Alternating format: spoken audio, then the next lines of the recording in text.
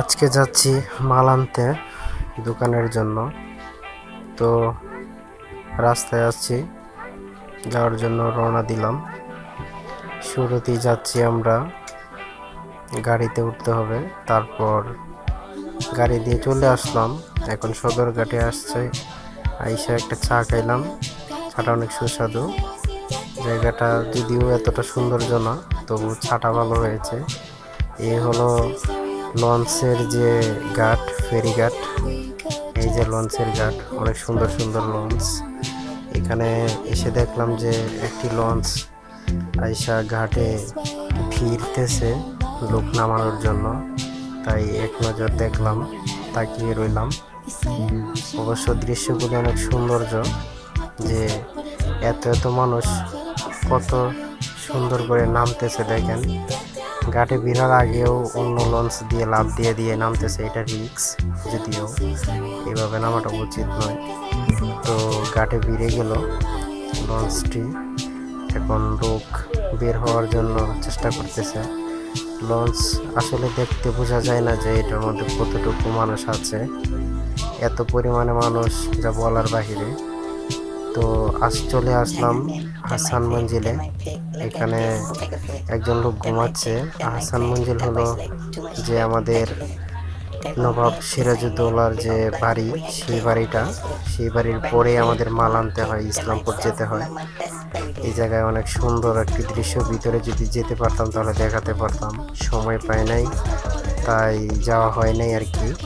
অন্য একদিন অবশ্যই এটার ভিতরে ঢুকে আপনাদেরকে দেখানোর চেষ্টা করব। আজকে বাহির থেকেই দেখালাম।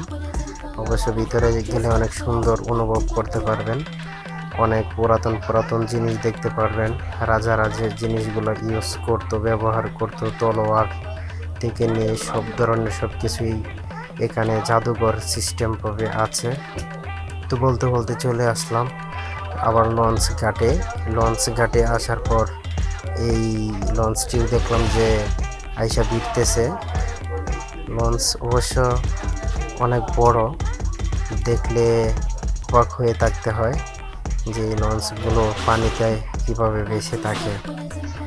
লঞ্চের মধ্যে যদি আপনি এত এত মাল উঠায় তারপরে দেয় যেমন থাকে, খালি থাকলেও ঠিক এমনই থাকে আমার কাছে মনে হয়।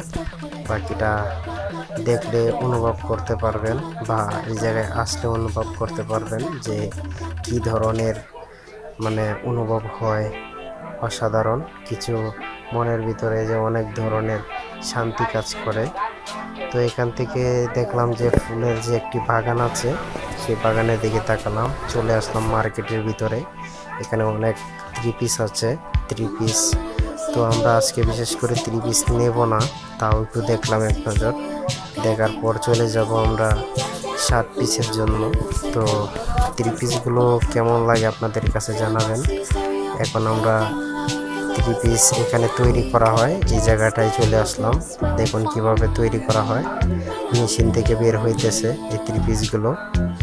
এখানে কারখানাও আছে, অনেক সুন্দর সুন্দর থ্রি পিস তৈরি করা হয়।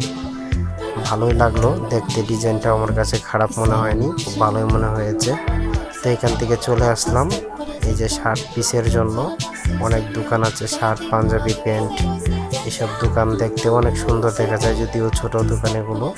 এগুলোর ভিতরে হয়েছে মার্কেট, এটা বাহিরের অংশ। আমরা ভিতরে চলে যাব। তো ভিতরে যাওয়ার জন্য চেষ্টা করতেছি। মাল নিয়ে চলে আসলাম, ভিতরে দেখাতে পারলাম না কারণ সময় পাইনি ভিডিও করার। মাল নিয়ে চলে আসতেছি আমরা, আবার রিটার্ন চলে আসতেছি দোকানে। অনেক ধরনের কানেকশন এনেছি, প্যান্ট এবং শার্ট, পাঞ্জাবি, এগুলো কানেকশন নিয়ে এসেছি অনেক, আপনারা দেখতে পাবেন অবশ্য। এই হলো আমাদের দোকান। আমরা দোকানে মাল মোটামুটি সাজিয়েছি, এখনো সম্পূর্ণ সবকিছু সাজানো হয় নাই। এই হলো আমাদের দোকানের মাল, নিউ মালগুলো আমরা সাজিয়েছি, চেষ্টা করেছি যতটুকু সুন্দর করা যায়। লাইটিং এখনো লাগানো হয় নাই, যার কারণে একটু অন্ধকার। দোকানের ভালো মানের পিসগুলো এই সাইডে রাখা হলো, যাতে মানুষ দেখে নিতে পারে খুব সহজেই। আর নিচের এগুলো প্যান্ট পিস, অনেক নতুন নতুন ভালো মানের কানেকশন প্যান্ট পিস, যেগুলো আমরা মোটামুটি লুজ প্যান্ট যেগুলো আমরা পরে থাকি সেই প্যান্টগুলো এবং শার্ট পিসগুলো এই পাশে রাখা হলো।